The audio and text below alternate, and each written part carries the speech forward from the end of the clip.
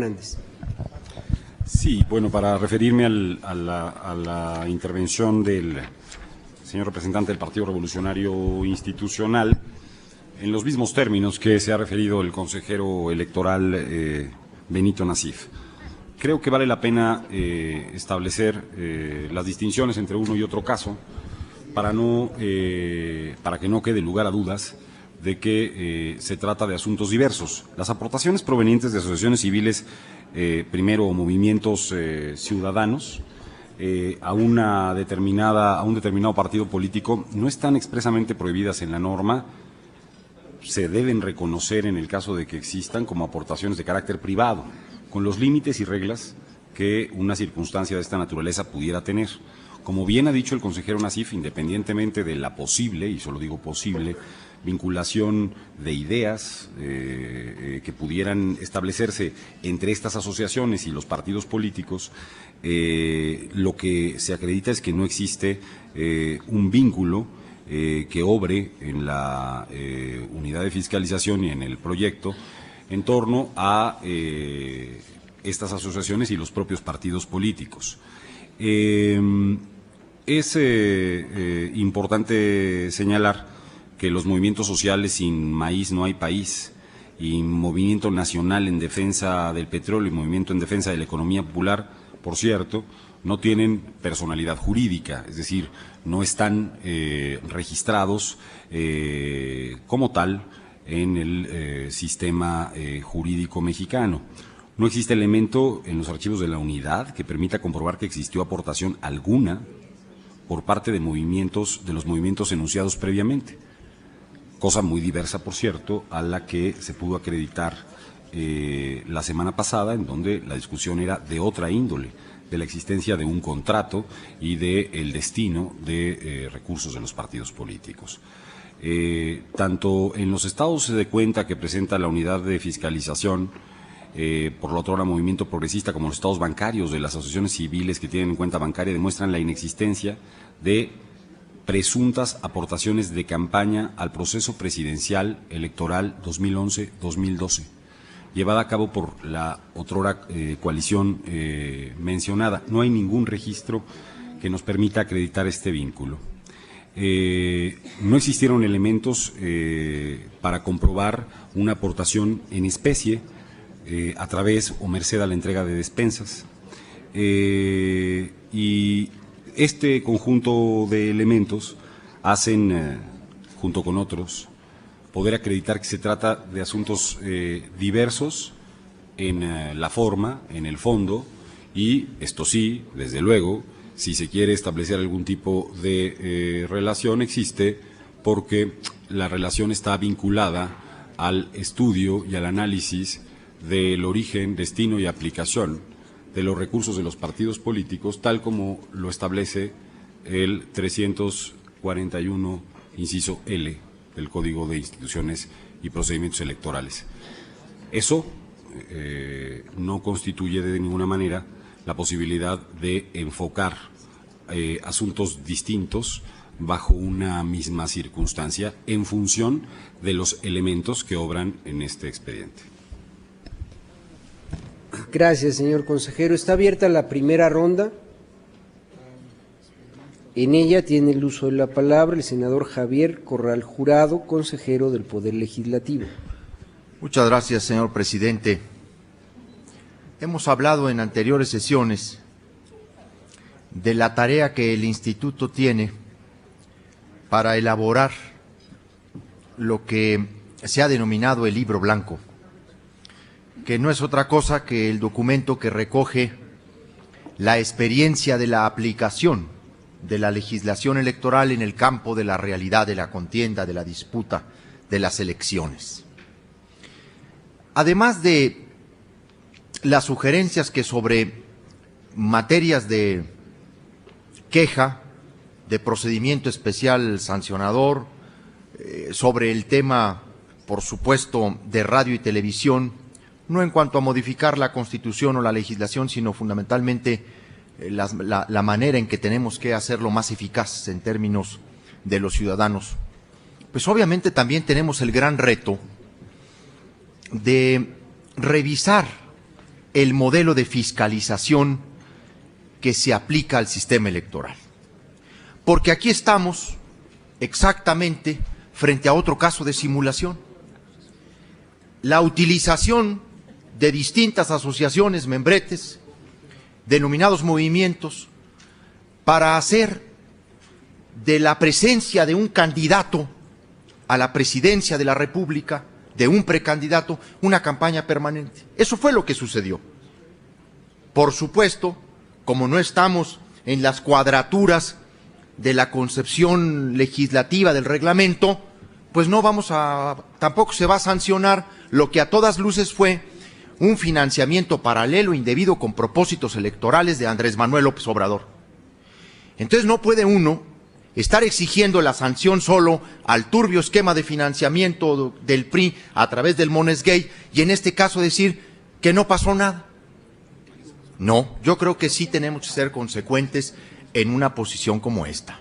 Y estamos obligados a ser congruentes con una posición en el que el interés público debe ser protegido y respaldado en todo momento.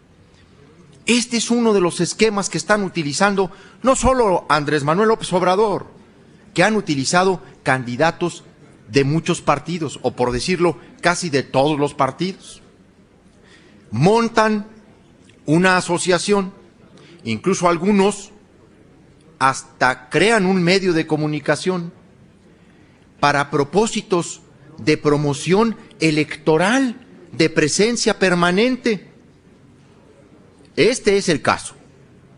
Y aquí también hubo una serie de triangulaciones para el mantenimiento de varios medios de comunicación, de varias producciones audiovisuales, de varios medios impresos, de lo que fue la campaña permanente como acto anticipado, periódico, sistemático de Andrés Manuel López Obrador. Creo que tenemos la obligación de recoger esta experiencia y de traducirla en un informe dentro del libro blanco. Puedo tener diferencias con Hernández Fraguas en términos de la concepción que él tiene del caso Monex, pero yo no puedo regatearle en este momento que si nosotros aplicáramos el mismo criterio del que hicimos defensa a la sesión pasada, no podemos variar hoy, estamos obligados a mantenerlo. Me hubiera gustado que también Hernández Fraguas hubiera opinado así la sesión pasada, pero no fue.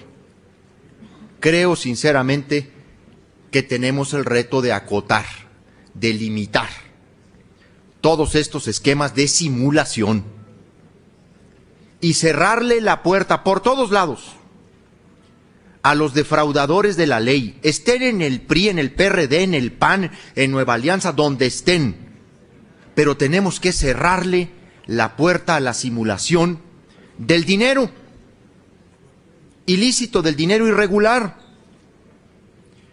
No nos podemos pronunciar solo cuando el dinero llega de bancos y no cuando llega de movimientos o de asociaciones. El gran tema en este caso, en esta experiencia, es idear juntos las acciones legislativas para cerrarle el paso a la simulación, sea amarilla, azul, morada, tricolor, lo que sea. Es el reto de esta institución.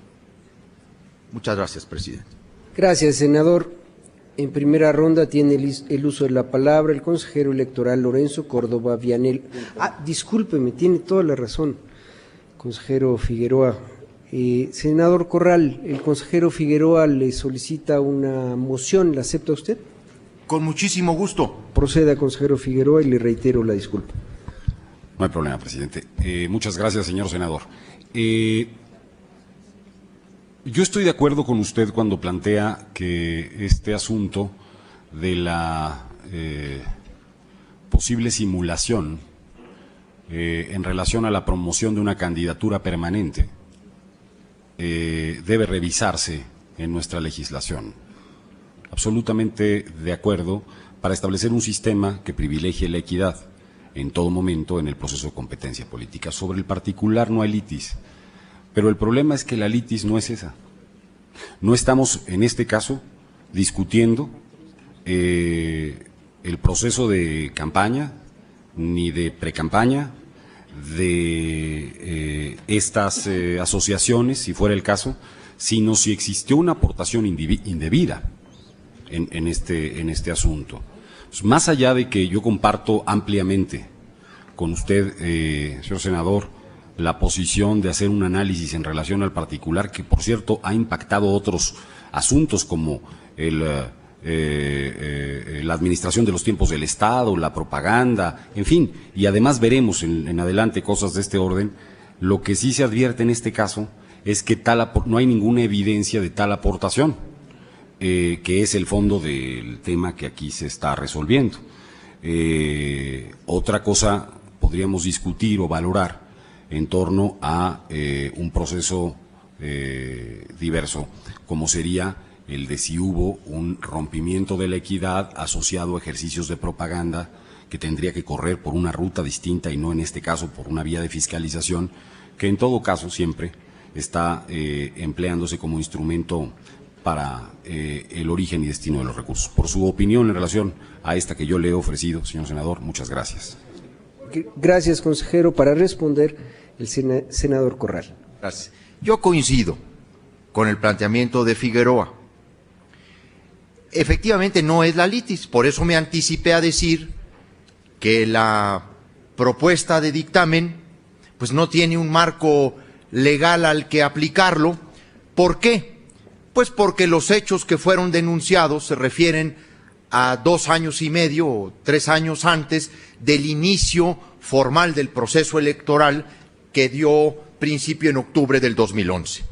Bajo ese supuesto, pues estamos fuera de la hipótesis legal. Sin embargo, señalo que aquí hay un caso también de simulación que no puede escapar a nuestro análisis y reflexión, toda vez que no están prohibidas la formación de asociaciones ni de movimientos. No se le puede impedir a ninguna persona que recorra el país, como entiendo que lo hizo López Obrador en varias ocasiones a lo largo de 5 años ininterrumpidos por todo el territorio nacional. Nada más que sabíamos perfectamente, por sus propios discursos, por sus propios pronunciamientos, por las propias expresiones, que estaba no en la función social de un animador de la República, sino estaba, la República del Amor vino después, pero durante ese periodo se dedicó a objetivos eminentemente electorales. Bueno, así se acredita en discursos, en intervenciones, en mitines. Era una actividad eminentemente electoral. Formaba comités de base, empezaron las famosas células de formación electoral que ahora sirven como base a Morena, o lo que es el propósito de formación del nuevo partido, que fueron base y estructura fundamental de su campaña. Lo estuvo haciendo a lo largo de esos años. Entonces. Gracias, senador. Terminó su tiempo. El consejero Benito Nasif, percibo, desea hacerle una moción. ¿Acepta usted? Gracias. Proceda, consejero Nasif. Sí, gracias, consejero presidente, y también gracias al senador Corral.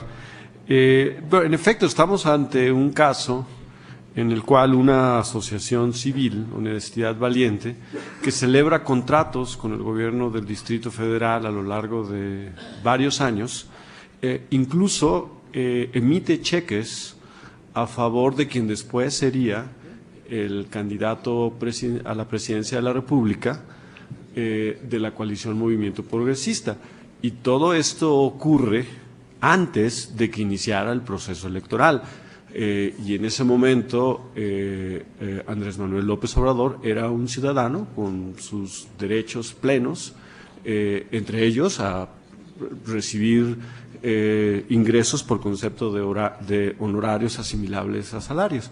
Pero una vez que inicia el proceso electoral y que su estatus jurídico se modifica y él pasa a ser primero aspirante, luego precandidato, luego candidato, ya no hay ningún registro, ¿sí?, de recursos que provengan de esa asociación civil hacia Andrés Manuel López Obrador, quizás eso debería ser materia de otras regulaciones que no existen actualmente, pero dentro de las que tenemos, eso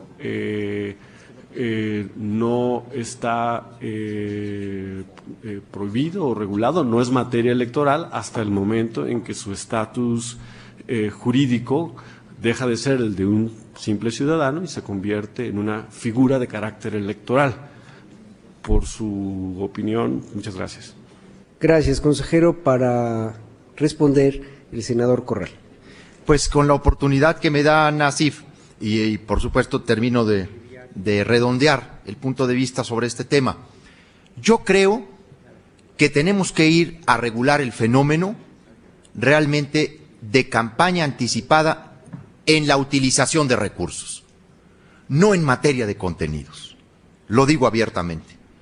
Hemos prohibido a los candidatos, ya candidatos, a hacer campaña, arrancado el proceso, lo que le llamamos intercampaña, ese lapso en donde se van al limbo los candidatos, ni siquiera pueden hablar de plataformas, y no nos merece ninguna atención la campaña permanente 5 años antes de iniciado el proceso.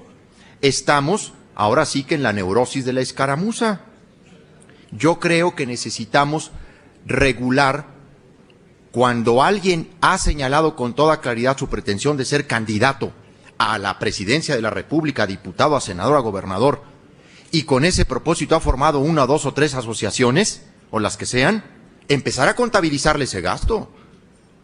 O incluso esa debe ser una de las causales para determinar, una de las hipótesis para determinar o no su registro de candidatura. Y el gran tema del IFE era ese. ¿Había hecho o no Andrés Manuel López Obrador, y se habían constituido o no ya actos electorales, actos anticipados de campaña y utilización de recursos privados para esa promoción? Pues me queda claro que a mí sí, no está en la ley.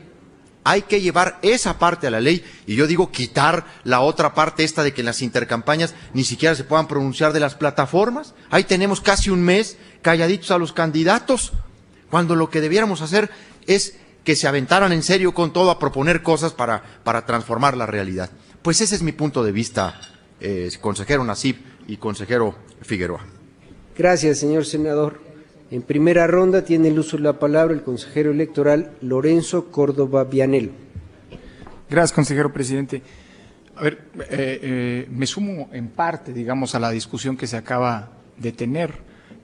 Yo creo que es importante, digamos, generar las eventuales restricciones para lo que tiene que ver con la irrupción del dinero en la política.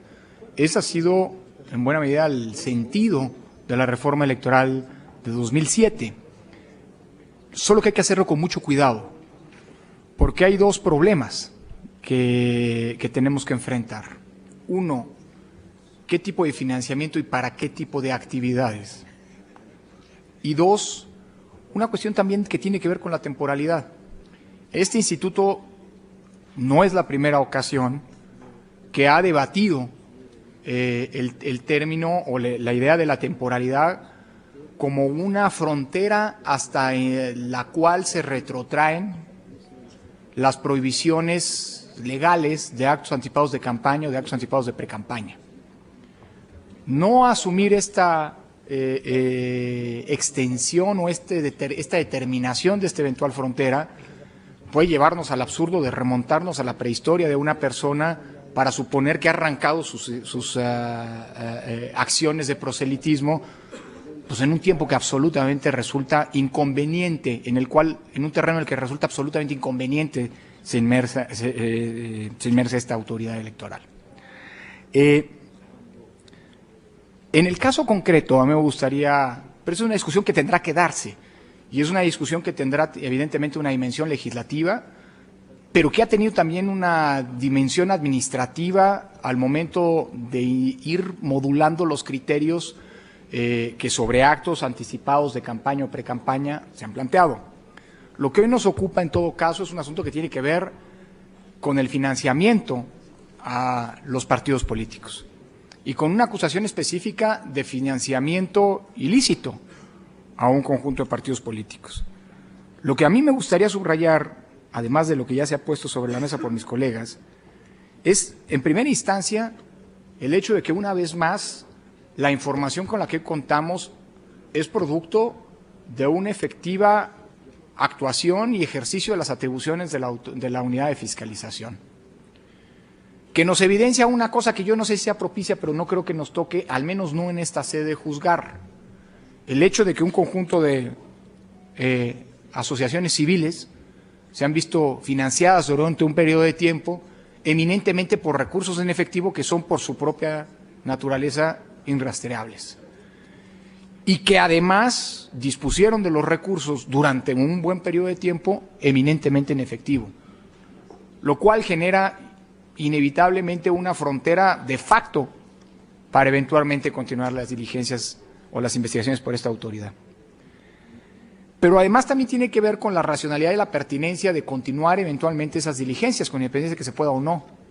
Y es que el análisis de la unidad de fiscalización lo que nos pone sobre la mesa es el hecho de que a partir del momento en el cual el financiamiento de las actividades de un determinado personaje tienen que ser interpretadas inevitablemente como aportaciones a un candidato, a un partido político, es decir, el momento en el cual asume algún vínculo jurídico cierto de postulación a un cargo de elección popular, ya sea en el ámbito interno, las precampañas, ya sea en el ámbito específico de las campañas electorales, pues no encuentra una coincidencia.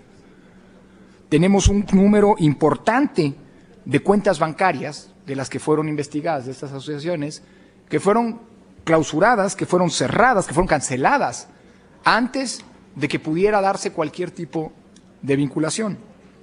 Ahora, creo que la investigación también da cuenta de eventuales irregularidades, tanto para fines electorales como de otra naturaleza, presuntas irregularidades, para lo cual en el caso de estas últimas se está dando vista a la Contraloría del Distrito Federal para que en el ámbito de su competencia determine lo contrario. Y por lo que hace a las otras, digámoslo así, se dio vista a la propia unidad de auditoría, a la propia dirección de auditoría de la unidad de fiscalización, para que estas potenciales irregularidades fueran contempladas en el ámbito de los informes de campaña, de gasto de campaña presidencial, o presidencial o no solo. Situación sobre la que tendremos oportunidad de pronunciarnos, pues, en virtud del diferimiento de la posposición que tuvimos el día de hoy más adelante. Hasta donde tengo entendido, sin que esto sea un pronunciamiento sobre el punto, en aquella del análisis de aquellos documentos, entiendo que dichas observaciones fueron subsanadas, pero insisto, esto será objeto de un pronunciamiento posterior. Lo que quiero decir es que enfatizar, digámoslo así, que esta investigación sobre este caso dio lo que tenía que dar para efectos electorales y se dieron vista para los mismos efectos electorales a las autoridades encargadas de la misma fiscalización en un caso y a las autoridades ajenas en el otro. Esto, insisto, y vuelvo a donde arranqué, sin restarle pertinencia a una reflexión que es de mucho mayor aliento, que trasciende este caso en específico, a la luz de las normas actuales, respecto de la eventual pertinencia de continuar, pues, esto que ha sido una tendencia, creo para bien, de la evolución electoral, del sistema electoral de nuestro país, que va encaminada, a diferencia de otras realidades, a intentar acotar la injerencia del dinero en la política.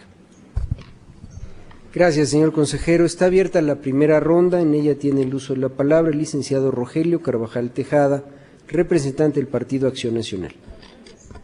Gracias, consejero presidente. La verdad es que esto es justamente parte de los criterios con los cuales yo me separo o me distancio de la actuación del Consejo General del IFE. Es justamente parte del tema por el cual critico no solo lo que se resolvió la semana pasada, sino lo que se está resolviendo en este momento. Dice el consejero Córdoba, dice no sin razón, que hacer una averiguación en el tiempo pues implicaría remontarnos a tiempos de la prehistoria de una persona para saber si ciertos gastos son para obtener una candidatura tiempo después. Tiene razón. Pero me parece que justamente por eso es que se tiene que precisar esa temporalidad en los criterios del IFE. Y ya lo ha hecho, por cierto. No sería la primera ocasión que lo hace. Cuando aquí se discutió el caso de Amigos de Fox, justamente se fijó la temporalidad de los ingresos de la asociación civil y de sus egresos. Se fijó una temporalidad porque no había claridad en la ley, como tampoco ahora la hay respecto de qué pasa antes de que inicien las precampañas. Pero el IFE entonces asumió un criterio. Asumió un criterio que fue validado además